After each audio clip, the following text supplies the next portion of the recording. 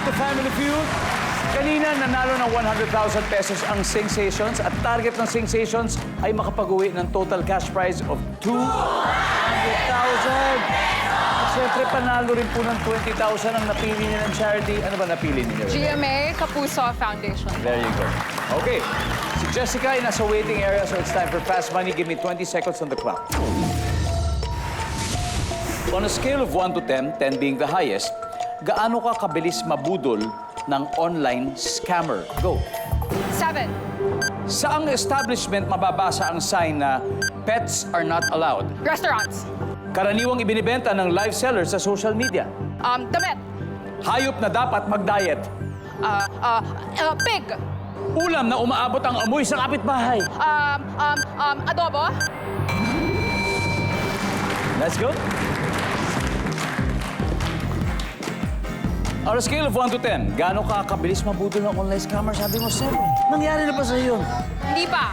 Oh no, once. Nangyari once. Yeah, ingat tayo. Yeah. Maraming ganyan, ha? Maraming ganyan. Ang sabi ng survey sa 7 ay... Meron din. Saang establishment mababasa ang sign pets are not allowed restaurant? Survey? Wow! Karaniwang binibenta ng live sellers sa social media at damit. Survey? Wow! Hayop na dapat mag-diet. Pick. Nakakalungkot naman yun pag nag-diet sila. Survey? Yeah! Ulam na umaabot ang amoy sa kapitbahay, adobo. Ang sabi ng survey sa adobo ay... Wow! 153, Renee. 47 to go. Let's welcome back, Jessica. Ay, nako, Jessica. Eto na. Ang nakuha, Renee, ay 153. Ibig sabihin, 47 na lang. Okay? At this point, makikita ng viewers ang sagot ni Renee.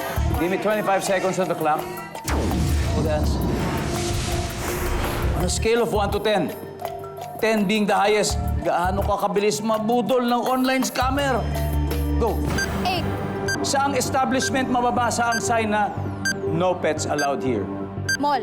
Karaniwang binibenta ng live seller sa social media. Damit. Bukod sa damit, Food. hayop na dapat mag-diet. Elepante. Ulam na umaabot ang amoy sa kapitbahay pag niluto. Tuyo. Let's go, Jessica. 47 na lang kailangan natin. On a scale of 1 to 10, gaano ka kabilis mabudol ng online scammer? Sabi mo, 8. Ang sabi ng survey, ang top answer ay 1. Ibig sabihin, matibay. Ayaw nila pabudol. Siyang establishment, mababasa ang pets are not allowed. Sabi mo sa mall, ang sabi ng survey. Okay. Ang top answer, restaurant. Karaniwang binibenta ng live seller sa social media. Sabi mo yung pagkain. Ang sabi ng survey sa food ay? Meron? Ang top answer ay damit. Konti na lang. Hayop na dapat mag-diet. Elepante. Elepante. Ang top answer dito ay pig. Pero ang sagot mo, elepante. We need 30 points. Good answer! Ang sabi ng survey sa elepante ay... Oh!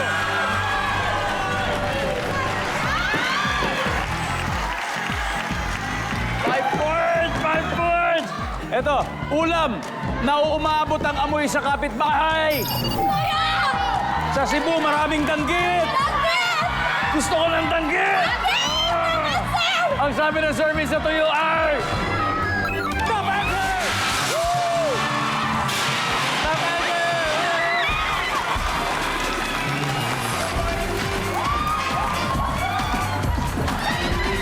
Sensations, you have won a total of 200,000 pesos.